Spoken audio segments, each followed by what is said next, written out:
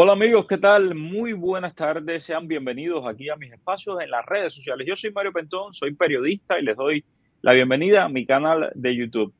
En la tarde de hoy vamos a estar hablando sobre lo que está sucediendo en Cuba. El régimen está en cuenta regresiva y está a punto de colapsar. Este es el resultado de un análisis completo que ha hecho Emilio Morales, quien es presidente y CEO de Havana Consulting Group. Ustedes lo conocen muy bien. Acaba de ser publicado este dossier por el think tank Cuba Siglo XXI. Y Emilio nos acompaña. Emilio, ¿cómo estás? Muy bien, Mario. Buenas tardes. Bueno, Emilio, lo primero, el régimen en cuenta regresiva, bueno, y represiva también. Vamos Ujú. a comenzar con esta primera sección del dossier. ¿Por qué el régimen está en cuenta regresiva? Estamos, ya a menos de 24 horas de que celebren el 26 de julio y justamente tú dices, lo que están celebrando es lo poco que le queda a este régimen ya. Sí, hay que recordar que hace 71 años empezó esta tragedia, ¿no? Con el asalto al cuartel Moncada. Y hoy en día los todavía sobrevivientes de ese acontecimiento, que fueron protagonistas, las personas que lo siguen en el gobierno, no creo que estén en condiciones de celebrar una victoria ni estén en condiciones de enviar un mensaje de esperanza al pueblo cubano, sino todo lo contrario. Están en condiciones de ver cómo se está hundiendo lo que ellos mismos, este engendro que ellos crearon. Y es muy sencillo. Eh, las tres principales fuentes de ingresos del país han caído más de un 50% en el último año. Y es un arrastre que viene desde el año 2013, que fue el pico más alto de los ingresos de estos tres renglones, que son la exportación de servicios médicos, las remesas y el turismo. Entonces, Yo quiero, sí, Sí, no, solamente quería compartir con la audiencia estas estadísticas. Lo que estamos hablando aquí, señores, no es la opinión de un experto, todo basado en meras especulaciones. No, no, son datos. Ahí están. El turismo, como bien decía Emilio, los ingresos de la industria turística cubana. Vean ustedes cómo se va desplomando. Todo esto lo vamos a analizar en este video. El tema de los servicios médicos, que era la gallina de los huevos de oro del régimen cubano, y el envío de remesas. Todo esto se ha ido desplomando, como bien dice Emilio Morales, y lo vamos a ir desglosando. Primero, hablemos de los servicios, de la exportación de servicios médicos, la gallina de los huevos de oro del régimen cubano. ¿Cómo se ha desplomado tanto los ingresos? 54.56%, o sea, ha caído los ingresos, ¿no? bueno, en, la, en el discurso que dio el ministro de Finanzas y Precios en la semana pasada en la Asamblea Nacional del Poder Popular, él rindió cuentas en un informe y dijo claramente de que la principal causa del alto déficit fiscal que tiene el país hoy en día es la reducción de los ingresos en la exportación de servicios médicos. Entonces, él dio una cifra, pero la dio en pesos cubanos. Él dio una cifra de 96.939 millones de dólares. En realidad, el cambio oficial es a 24. Cuando tú haces el cálculo, ellos han perdido 2.664 millones de dólares en comparación con el año anterior, ¿no? Eso significa una pérdida del 54.56%. Estamos hablando de la principal fuente de ingresos del país. Entonces, ¿qué repercusión tiene esto? En todo lo que hemos visto en las últimas semanas en los ataques a las MyPymes. ¿Por qué? Porque a quien afecta eso principalmente es a GAESA, quien es la entidad que recopila todo este dinero. Entonces, como se podrán dar cuenta, si han reducido esos ingresos, que era su principal, digamos, tubería financiera, a más de la mitad, prácticamente no tienen dinero. Entonces, eso mismo se ha trasladado al tema de la remesa y al tema del turismo. Como no tienen dinero, han hecho un ataque frontal de cacería de brujas contra las MyPymes.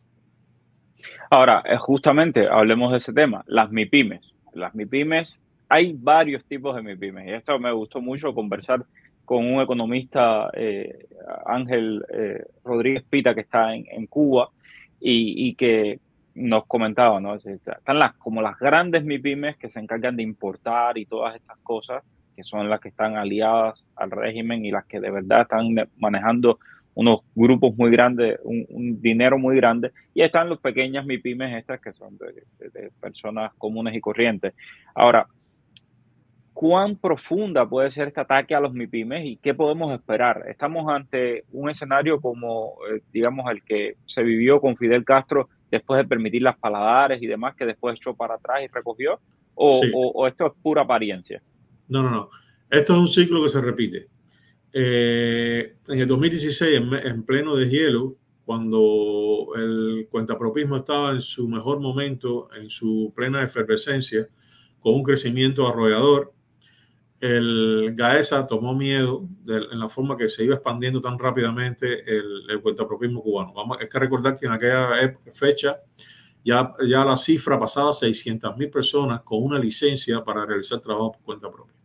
Y este movimiento de emprendedores ya había superado a Gaesa en hospedaje hotelero en varios polos importantes del país, como son La Habana, Viñales, Trinidad. Había superado a esa en tiendas en la venta de minoristas, porque la cantidad de cubanos viajando al exterior, comprando mercancía y después llevándolo a Cuba eran alrededor de 50.000 personas. Y la venta de ese mercado era casi unos 3.000 millones de dólares, más que lo que hacía Gaesa. A eso hay que sumar toda la supremacía que fue tomando este sector de emprendedores en la parte de transporte y en la parte de los restaurantes. Sí, era una avalancha, una bola de nieve que iba creciendo y ellos no podían controlar. Más toda la simpatía que generó el deshielo por parte de Estados Unidos hacia el pueblo cubano. Todo eso, como tú sabes y como todo el mundo sabe, terminó abruptamente en el 2016 cuando ellos cortaron de un golpe las reformas, prohibieron emitir más licencias, empezaron a demonizar a los emprendedores, a perseguir a los más exitosos, etcétera, etcétera. Y junto a eso vinieron los ataques sónicos a los diplomáticos norteamericanos, después vinieron las sanciones, etcétera. Entonces, hoy tenemos una situación más o menos parecida. Ellos, por una necesidad política, después de los sucesos del 11 de julio, un mes después abrieron esta ley de pequeñas y medianas empresas con el objetivo de sustituir importaciones y introducir el sector privado en la sociedad como una herramienta para recuperar la economía y cambiar el modelo. En la práctica, eso no ha sucedido. Lo que ha sucedido es, como todo el mundo sabe, que en realidad no es un mercado privado como tal, es un mercado privado muy regulado que tiene una serie de filtros por los cuales hay que pasar para tú poder ser dueño de una MyPyme. Desde los filtros de la contrainteligencia, los filtros del partido, los filtros del poder popular, hasta llegar en esos escalones hasta el Ministerio de Economía y Planificación, quien es al final que decide si te da la MyPyme o no. Entonces, en este engendro de MyPyme hay un grupo, como tú bien describiste, un grupo selecto de MyPymes que son las que realmente controlan toda esa importación que se está haciendo ahora, y el resto son MyPymes que realmente lo que hacen es revender lo que éstas le venden a ellos. Y ahí es donde más abundan el cubano común. Entonces, estamos hablando nada más que de 11.000 MyPymes, que no es un número nada halagüeño, es un número pequeño. Si comparamos con América Latina, cualquier país de América Latina tiene más de 1 millón, 2 millones de MyPymes. Así que, entonces, si comparamos con la cantidad de cubanos que se han ido del país, que es 1.79 millones de cubanos, entonces vamos a ver que el exilio ha preferido rescatar a la familia antes de invertir con ellos en una MyPyme. Así que las diferencias son abrumadoras. 11.000 MyPyme contra casi 1.8 millones de cubanos. Eso, los números son claros. Entonces, ¿qué ha significado esto? Menos dinero de remesa para el gobierno, porque esta ola masiva migratoria, que es la más grande de la historia del país, se ha convertido en un proceso de reunificación familiar. Entonces, al unirse la familia, no queda nadie en Cuba a quien enviarle dinero. Entonces, tal es así que ha disminuido los envíos de remesa un 47% en comparación con el 2019, el año previo a la pandemia. Entonces, es abrumador el número.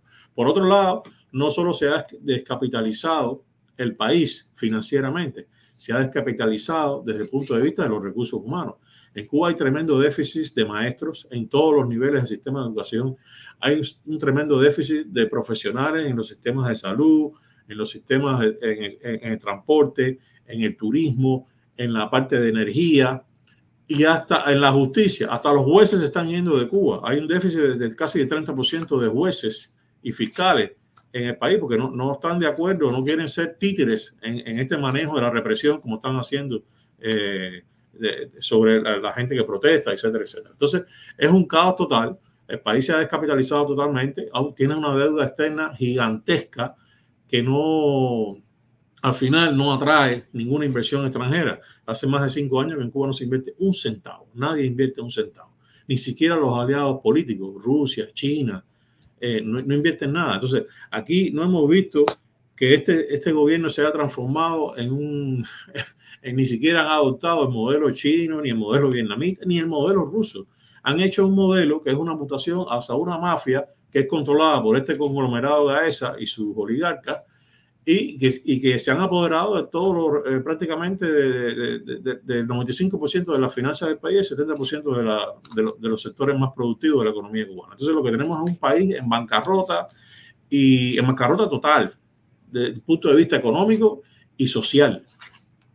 Exacto. Los cubanos, por cierto, esto que mencionabas, ¿no? O sea, ellos el régimen decreta lo de las MIPYMES, permite las MIPYMES, pero a la misma vez permite abrir Nicaragua y que se haga un flujo masivo de cubanos. Los cubanos votaron con los pies. Los cubanos, como mismo pasó en Alemania del Este, como mismo pasó en todos los países socialistas, pues se han ido. No quieren ese sistema y se lo han mostrado al régimen a tal punto que cálculos conservadores, bueno, ya el país tiene menos de 10 millones de habitantes. Cálculos conservadores, por ejemplo, lo que tenemos aquí de los datos de los Estados Unidos, pero hablan de más de 1 millón de cubanos que se han ido, pero ¿cuántos cubanos no se han ido a otros países? Son muchísimos. Sí, no solo se han ido a Estados Unidos, se han ido a otros lugares. Exacto. Y ahí está entonces el tema de las remesas, que también ha colapsado. Entonces, ante todo esto, ante un sistema electroenergético que es un desastre, yo sé, hay mucha gente que me dice, no, ya se han acostumbrado a los apagones, pero sistema electroenergético que no funciona y que no te va a permitir producir. Y que no te va a permitir producir, porque sin energía no puedes producir. Si, remesas no hay, turismo no hay, médicos cada vez exportan menos porque los países se han dado cuenta de que es un fraude en primer lugar y en segundo lugar nadie quiere tener a posibles agentes de la seguridad del Estado en tu propio país haciendo este trabajo de inteligencia. Entonces, en medio de todo este desastre, Venezuela, el domingo hay elecciones, vamos a ver qué pasa. Si finalmente sale Maduro, si Maduro pacta con los americanos y se va, ¿qué va a pasar? No hay subsidio venezolano. Entonces, en medio de todo esto, ¿cuál es la solución? ¿Qué va a pasar? ¿Qué puede pasar? Porque económicamente son inviables. Por cierto, la deuda externa, antes de que me respondas, la deuda externa, acabo de ver los datos del Club de París que acaban de salir. Cuba está renegociando constantemente la deuda, pero no la ha pagado. Y es el país más endeudado de toda América Latina, solamente por detrás de Venezuela. Para que tengan idea, Cuba tiene más deuda con el Club de París que países como México, países como Brasil, países como Colombia, que son países grandes. Cuba tiene una deuda externa de 46.000 millones de dólares, de la cual ellos solo reconocen 20.000. Y es que es importante recordar aquí que cuando se produjo el deshielo, gracias a Obama, a Cuba le fueron condonados 42.000 millones de dólares. Eso fue en el 2015. Han pasado 9 años, 8 años y medio. Y Cuba debe más de lo que le fue condonado en el 2015. Es decir, en 9 años, toda su deuda, aún no solo le condonaron la deuda, le abrieron nuevas líneas de crédito. Y así todo, hace como 4 o 5 años que no ahorra lo que deben a los deudores, y su deuda ha crecido exponencialmente. Esa es la razón por la cual abrieron las MIPYMES, porque Gaesa no tiene dinero para comprar esos productos en el exterior y ponerlos en sus tiendas. Entonces lo que están haciendo es, primero, es la guerra psicológica, porque han declarado esta cacería de MIPYMES,